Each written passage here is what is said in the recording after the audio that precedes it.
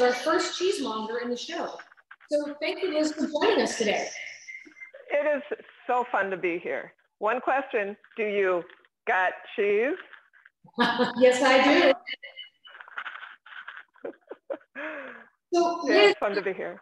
Tell us about how you got started in the cheese business and what you do at Kowalski Market. Okay, so I think like a lot of cheesemongers, this is kind of an accidental profession. You know, I just sort of started working in a grocery store because I love food. And then a position became available. This is 20 years ago, okay? So cheese was just beginning to appear on the horizon, and I got lucky. A position opened up, and I got that position, and I started to train in cheese at a counter here in Minneapolis.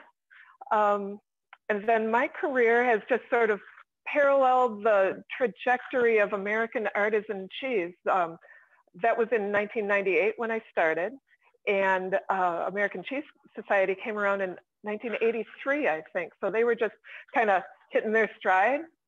Well, we're always still hitting stride, but they had some establishment. And then I just was selling cheese. Then the American Cheese Society had the bright idea of creating a certification program. So in 2012, they started giving the exam to become an American Cheese Society certified cheese professional. 2012, I took the exam in 2013, second year. And I always thought of that certificate as kind of a marriage certificate. You know, pretty awesome relationship. Let's make this official. Okay, now let's get to work.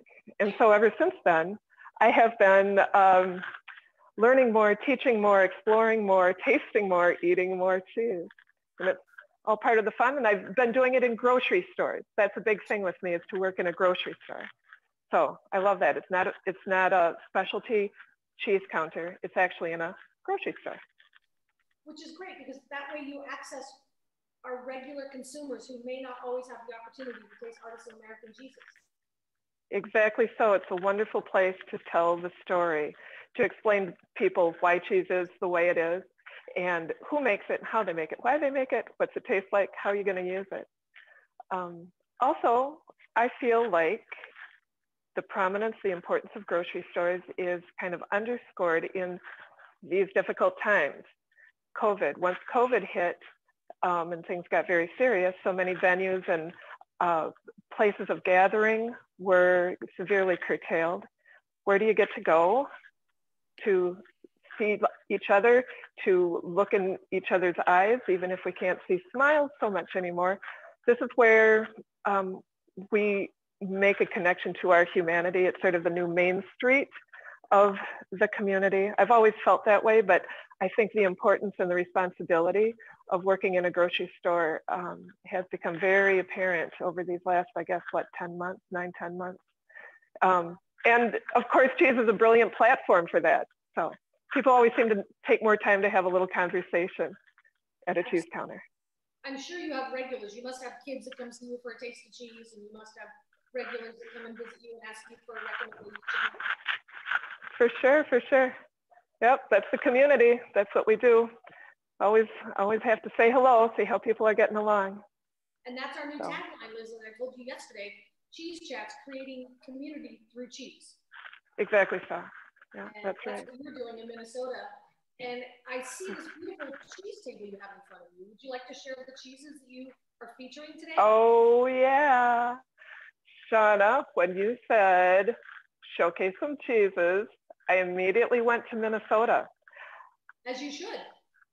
Yes, and this tells, I always feel like when you tell the story of one cheese, you kind of tell the story of all cheeses. And it's no different with these beautiful examples from Minnesota. They have taken European inspiration and added American innovation. And these are things that we simply would not have seen, you know, a couple of decades ago. But people in Minnesota are creating things with such elegance. It makes me very proud to present these. At Kowalski's, we certainly do put a big emphasis on domestically produced cheeses. These cheeses can hold their own on any cheese board in any country. And I'm super proud to present them to you right now. So I'll start with the A's, I guess. Alemar cheese right here in Minneapolis at the food building, where they house a couple other artisan makers. You may have heard of Red Table Meats. You may have heard of Bakersfield breads, from just truly exemplifying the word artisan. So this is their seasonal special Alemar cheese. And I know Keith Adams has been on a cheese chat before. Hi, Keith. And his daughter, Alexandra, is making this cheese. This is, and Craig, of course. Hey, Craig. Anyway, covered in a beautiful grape leaf. Yeah, it's only made one time a year, you know, when the grape leaves are mature. But I was delighted to taste this yesterday. It was just so vibrant. It has just so much more sparkle and shine than I expected. It's got the buttery, it's got the kind of mushroomy, but there's a little extra tang to it that was a little unexpected. I think it's their best batch yet. Oh, I can't wait. Then, oh my gosh, yeah, there you go. So then next, Bruton, we'll go with B, right? So this is Little Lucy Brie. Little Lucy, Bruton, Minnesota, made by Elise Shostrom with the milk from her mom and dad's herd, the Gerlindy farm. They were actually the showcase dairy herd of the 2017 Minnesota State Fair. This wheel is in perfect condition. It's named after her daughter, Little Lucy, who's growing up. She's not so little anymore, but you know, kind of those mushroomy kind of, I want to say cavey, and it's sort of smells, but those kind of slate, those kind of, you know, like fresh kind of slate, kind of wet stone flavors. I love that. And a cute shape. And then when it gets ripe, then you kind of off the top and you scoop it out. And, yeah, it's wonderful. Okay, so C, Caves of Faribault. What up, our friends? And this is Felix, brand new blue, rinded blue by Ruben Nelson. Ruben, I am so happy that your cheese is getting recognized. This cheese just won a Sophie Award. It's a new introduction and it's already winning awards. This is big, rich, sink your teeth into it blue. I love it. It's grinded, and it's named after the guy, Felix, who started making cheese in 1936 in those caves at Faribault, which are actual caves carved out of sandstone. And a river runs right in front of it. And that river running right in front of it kind of helps pull air through to help create a perfect place for caves. And then the last cheese I have, ABCD, delicious. Sogn from my girl, Jody Olson-Reed at Shepherd's Way Farms. She's a sheep's milk cheese maker. Oh. There's her husband, Stephen. He's outstanding in his field right there, haha. And brilliant rind. I'm in love with this rind. Dig this rind. Look at all the rich microbial menagerie on that. So brilliant American inspirational cheeses from right here in Minnesota. That's amazing selection right in your own backyard. I know, right there. Don't have to look too far. But of course, I love looking far afield as well. I'm wearing a little Holler Hacker button. Nice. That's kind of a fun one from Switzerland. Walter Ross. Hey, Walter. Hope you see this. Hey, you know, every guest we have on our Zoom cheese chat, we ask, how do you participate in your community? And I know you do, but how do you and both Kowalski's Market participate in your own? Oh my God. Wow, thank you for asking. That is so close to my heart, and it certainly follows the theme of how grocery stores are the main street of the community, weaving the fabric of the community. Kowalski's, of course, is very active in second harvest. We donate tons and tons of food, literally tons and tons of food every year to second harvest food shelves. very proud of that. We take kitchen waste, we put it in barrels, we ship it to pig farms. The piggies love it. They get all fat and delicious. And then there's like this little special thing that Kowalski's does that I love. When you check out at Kowalski's and you have your receipt in your hand, you can take that receipt, and is a series of cubbies right at the checkout. And you can put those receipts into your favorite charity, whether it's your local school or homeless youth or Arts for Abused Children or any number of wonderful things. Kowalski's then donates a percentage of those receipts to that specific charity. That's easy, convenient, and it's such a win-win-win.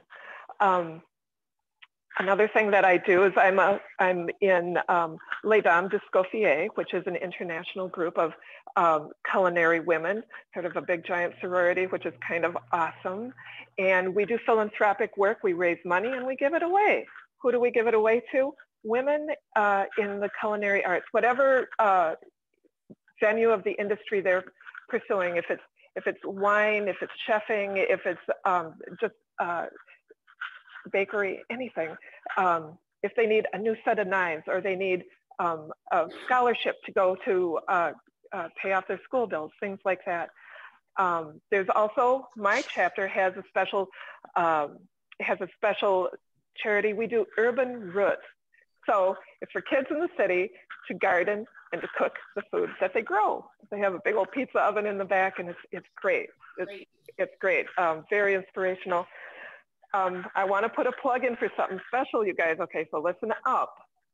There's a Facebook page. It's called Grocery Store Fanatics. Oh, yes. You know what I'm talking about, Shauna. Grocery Store Fanatics is a Facebook page created by my friend Donald Erickson, who's an Asperger's guy, and he has a deep and abiding, unending fascination with grocery stores. And he's created this great place to celebrate grocery stores and the people that work in them and the products that they're proud of. And he goes on tours of these grocery stores and meets people and just highlights their special things. So anyway, if people are interested in joining, he needs, I think, 286 more members before he hits 2,000 followers on that page. For sure. It's all about the celebration. I will put Donald's Facebook page on our link of this show today. Yay! Oh, that's great. He's home with a cold right now, and that'll cheer him up. So. And whenever I see fried chicken at our grocery store, I think of Donald now, because I see him eating all the different fried chickens in our local. Oh my gosh, yeah. The fried chicken challenge. Is it hot? Is it fresh? Is it delicious? And you know what? It always is. People make great fried chicken in the grocery store, that's for sure. Who knew? So, Liz, before we depart, I know you love cheeses across the country and internationally. Do you have cheese in California that you like to enjoy? I'm sure you do. Oh my gosh. Let me count the ways. Something I've been celebrating a lot lately is Point Reyes Toma. Down there is just such an automatically delicious cheese. I sold it to a customer. She came just yesterday and said that she served it with smoked fish, which is very much a Minnesota thing here. So it was a lovely uniting of California and Minnesota. I always and forever love Cypress Grove. Shout out to Mary Keene. It was just her birthday, and I posted a picture on my Facebook of Mary and I, because when I met Mary, she was playing a very important role in my professional development.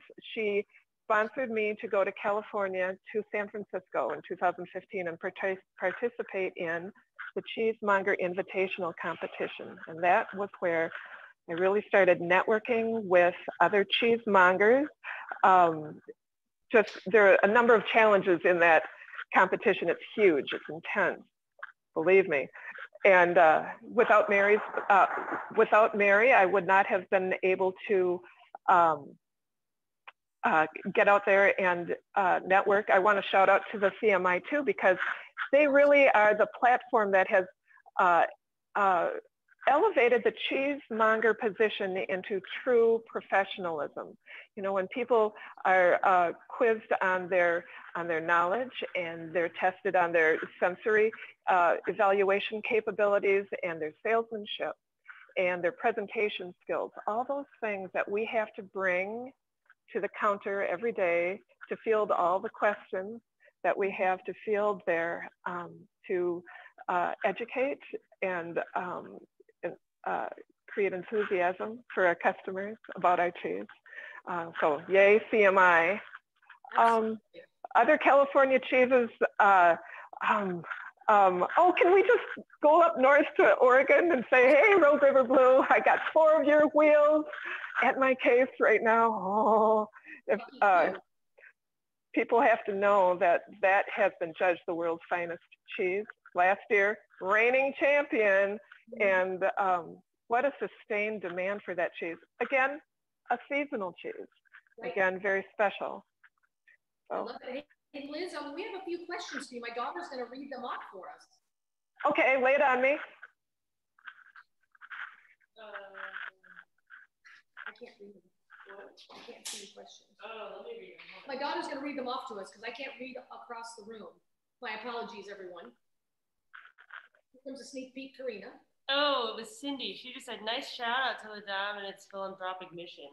Oh, nice shout out to Kowalski's and their philanthropic missions. That's so great.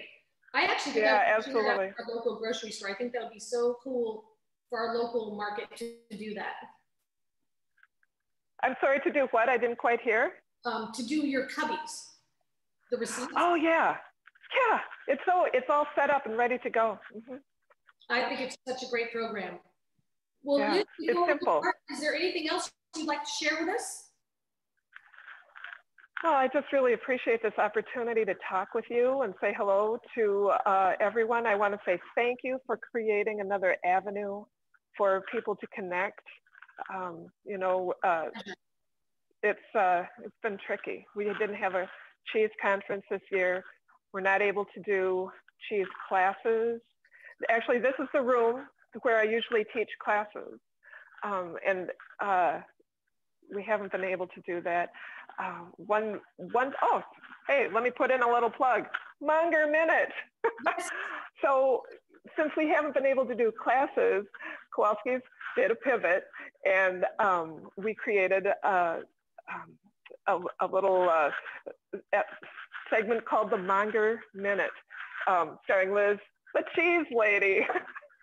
I'm not the cheese lady, I'm a cheese lady. There's lots of us around, but anyway, that's what I call myself for the Monger Minute. And then I just highlight different cheeses in a minute or a minute and a half. It's hard to say everything you want to say in just a minute and a half because I just love to celebrate everything about cheeses.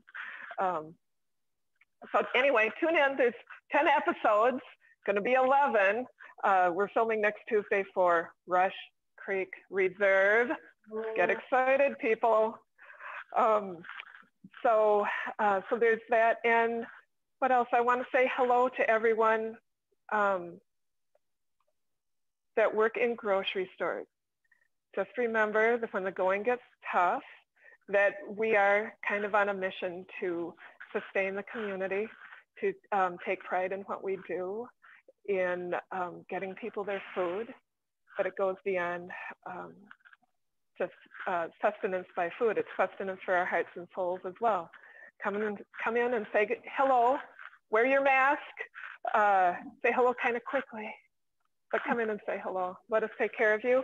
And it was fun putting on lipstick. I haven't put on lipstick in months, but I don't have to do Zoom with a mask.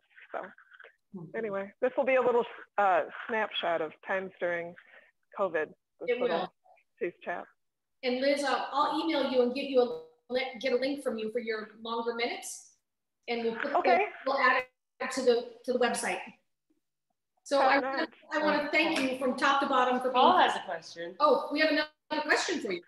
Paul said, Liz, it's grilled cheese time of year. I see a lot of grilled cheese sandwiches on menus. What do you recommend as great cheeses for grilled cheese sandwiches? Oh my gosh.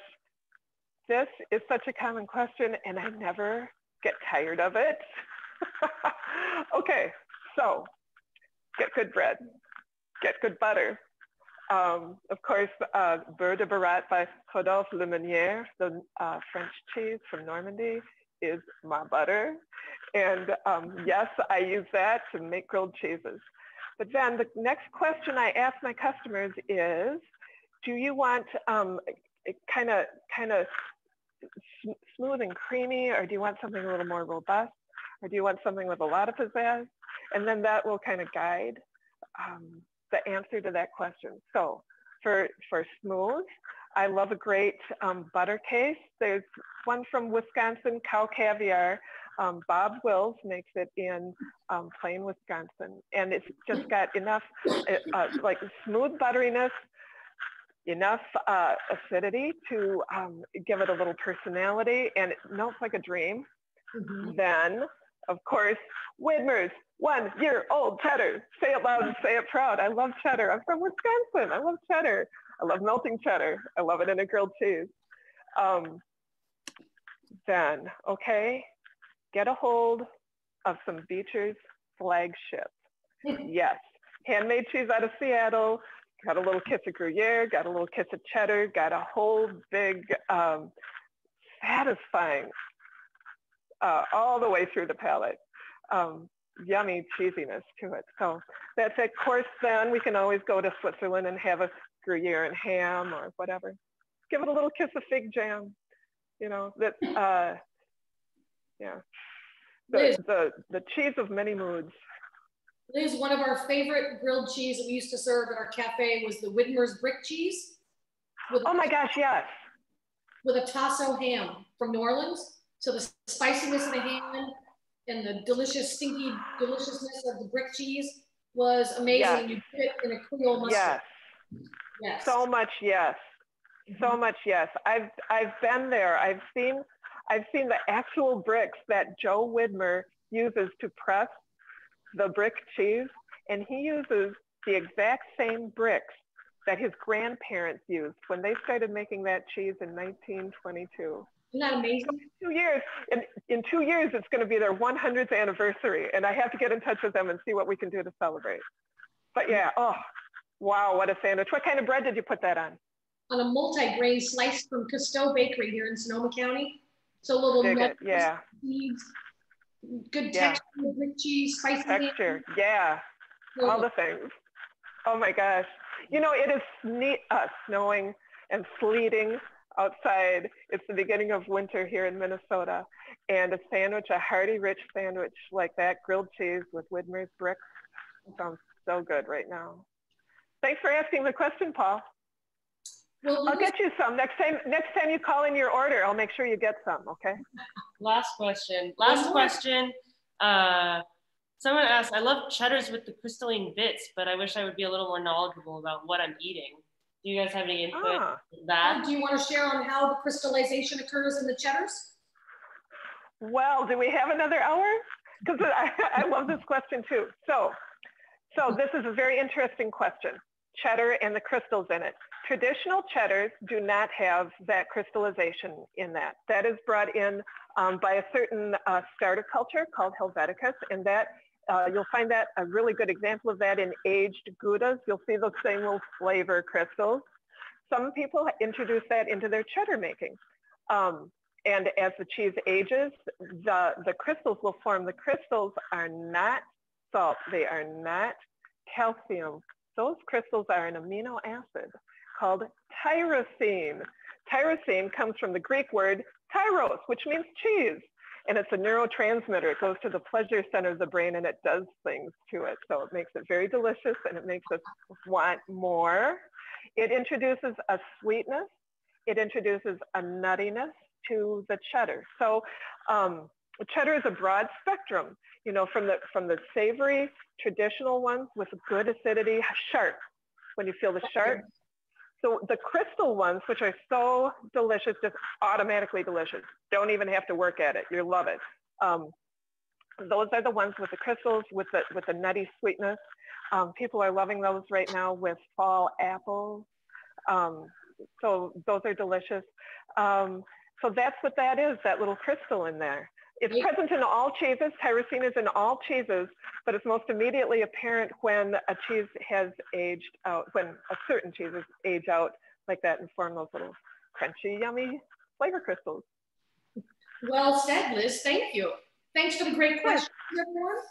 And Liz, I want to thank you for taking the time out of your busy day in retail to be part of Cheese Chat. And Cheese Chat. It's my day off. It's my day off, and I like to wear my uniform on my day off anyway, so. Well, thank you. I'm honored that you took your day off to join us for Cheese Chat. And I want to thank all you listeners for tuning in. And I will be sure to put this up on our website and our YouTube station under the Epicurean Connection with all the links that Liz has provided us.